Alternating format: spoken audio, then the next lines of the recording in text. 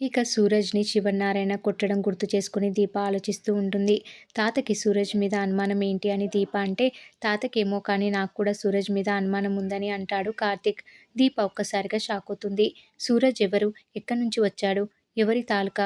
ఇలా ఏం తెలియదు కదా! మన తాత శత్రువుతో సూరజ్ మాటలేంటి అని అనుమానం వస్తుంది.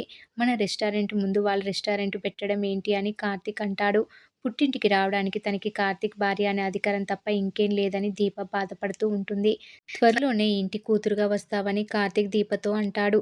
తాత కొట్టాడని సూరజ్ బాధపడుతుంటాడు బావా అని దీప అంటే, నిజంగానే బాధపడుతుంటాడా అని కార్తీక్ అనుకుంటాడు. ఇక మరోవైపు సూరజ్ దగ్గరికి జోష్న వెళ్ళి రెడీ అయిపోయావా? లగేజ్ సర్దేశావా అని అంటుంది. ఎందుకని సూరజ్ అంటే, మా తాత కొట్టాడు కదా! సిగ్గుతో వెళ్ళిపోతావు కదా! తాత కొట్టాడని నీ ఆత్మాభిమానం తగ్గిపోతుంది కదా! నువ్వు మా ముందు తలెత్తుకొని తిరగలేవు కదా! నీకు సెండాఫ్ ఇవ్వడానికి వచ్చా అని వెటకారంగా అంటూ ఉంటుంది జోష్న. నేను నీలా ఎందుకు ఆలోచిస్తా అని అంటాడు సూరజ్. అయితే నువ్వు ఆ దక్షిణమూర్తి మనిషివా? వాడికి లొంగిపోయావా అని జోష్న అంటుంది. మీ తాత కొట్టడంలో అనుమానం చూశావు. శివనారాయణ గారు అందరిని ఎందుకు అనుమానించలేదు? నేను మన అనుకున్నాను కాబట్టి ఒప్పుకున్నా అని అంటాడు సూరజ్. మా తాతని అంత అర్థం చేసుకున్నావు. మరి నన్ను ఎందుకు అర్థం చేసుకోవడం లేదురా అని జోష్న అంటే, నేను అర్థం చేసుకున్నా కాబట్టే అర్ధాంగిని చేసుకోవాలి అని అనుకుంటున్నా. మనం పెళ్లి చేసుకుందామని అని అంటాడు జోష్నతో సూరజ్. ఆశపడితే కాదు, అర్హత ఉండాలి అని జోష్న అంటే, నా అర్హత నువ్వు ఊహించలేవు అని సూరజ్ అంటాడు. నీకు తగ్గట్టు ఎవరినో చేసుకోరా అని అంటుంది జోష్న. మీ తాత ఆస్తి లేకపోతే నువ్వు రోడ్డున పడేదానివి. నువ్వు శివనారాయణ మనమరాలివి కాదు. నువ్వు అనామకురాలివి. ఇప్పుడు చెప్పు, నువ్వేం సాధించావు? నీ కాలికి ఉన్న చెప్పులు కూడా మీ తాత డబ్బుతో కొన్నవే. కానీ నా ఒంటి మీద ఉన్న షర్టు కూడా నా డబ్బుతో కొన్నదే అని అంటాడు సూరజ్. నా వెనుక మా తాత ఉన్నాడు. 10 తరాలు కూర్చొని తిన్న తరగని ఆస్తి ఉంది. నువ్వు గార్డెన్‌లో మొక్క అయితే నేను కోటలో రాణిని అని అంటుంది జోష్న.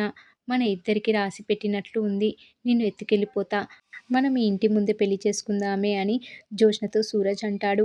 నిన్ను నన్ను కలపడానికి ఆ దేవుడే దిగి రావాలి అని జోష్న అంటే, అలాగే జరగని. తథస్సు దేవత దిగిరాని అని సూరజ్ అంటాడు.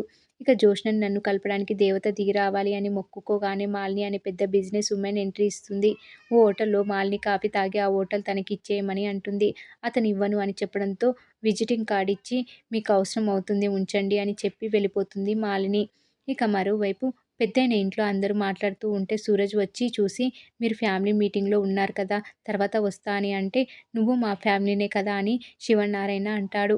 ఇక సూరజ్ 2 గంటలు ఆఫీస్‌కి లేట్‌గా వస్తానని దీపక్‌కి చెప్తాడు. నీకు ఇల్లు, ఆఫీస్ తప్ప వేరే పనులు ఉండవు కదా! మరి ఏంటి అని కార్తీక్ అంటే, చెప్పడానికి ఇబ్బందిగా ఉంది అని అంటాడు సూరజ్. సొంత వాళ్ళు ఎవరు లేకపోతే ఎవరిని కలవడానికి వెళ్తావని జోష్న అడుగుతుంది. మరి ఏం జరగబోతుంది అనేది రాబోయే ఎపిసోడ్‌లో తెలుసుకుందాం.